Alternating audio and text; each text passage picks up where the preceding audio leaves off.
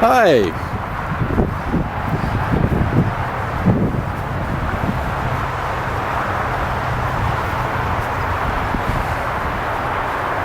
So here he is. And we're here at Eternal Valley in Newhall, and we're speaking with Christian Bouyer. Yep. And his daughter Melanie. And we're at the gravesite of Gene Vincent, who's buried here at Eternal Valley in Newhall, and who passed away 40 years ago, October 12th, 1971. Yep. So we are at the site.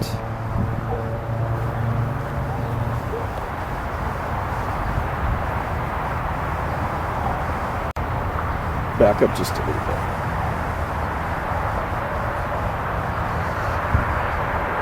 And this is it's a pretty neat thing, I suppose, for a rock star of Gene's magnitude to be buried here in Newhall.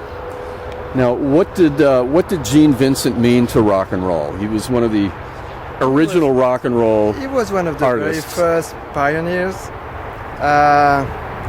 He invented a certain way of doing music, not at the lack of Elvis, even if he was somehow influenced by Elvis by seeing him back in 1955.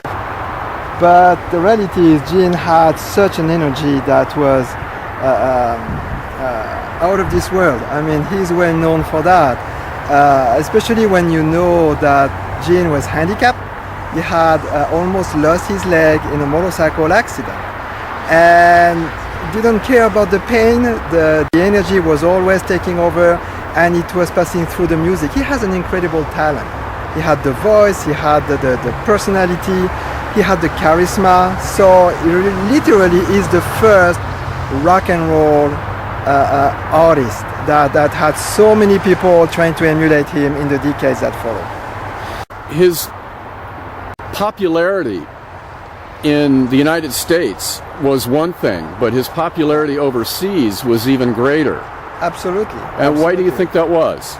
I think the reason was back in the late 50s, there was a lot of Puritanism going on. People, well-thinking people were scared by this wild music, so they started to literally demonize the music.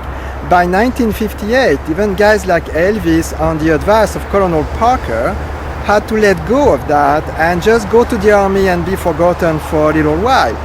But Gene didn't give up. I mean, Gene was not the type of guy that you're just gonna send away or have sing little ballads.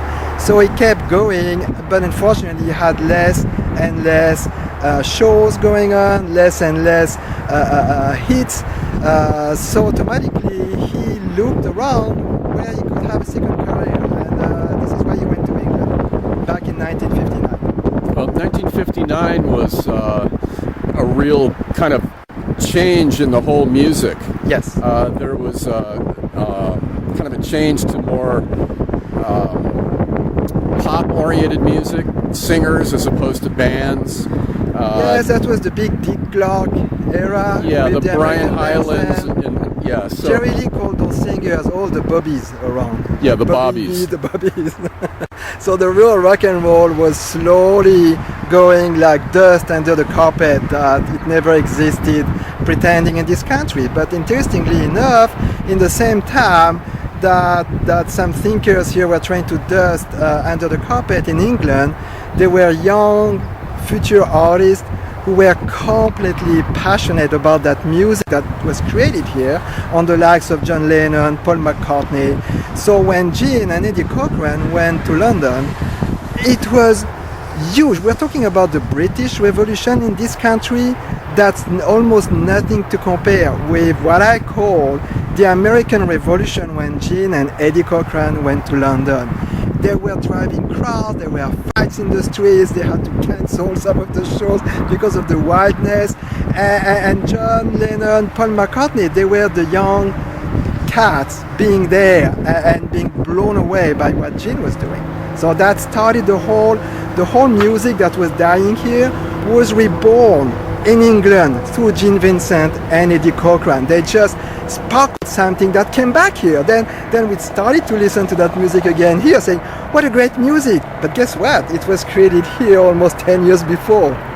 So that's the interesting story. Yeah, it's pretty amazing. Like artists like Jerry Lee Lewis, for instance, in the mid '60s, could hardly get a gig here, but he would go over to England or play the Star Club in Hamburg, and just blow them away. Yes. And I think that kind of kept rock music alive in a way. And that more than kept it alive. I think it was a complete rebirth.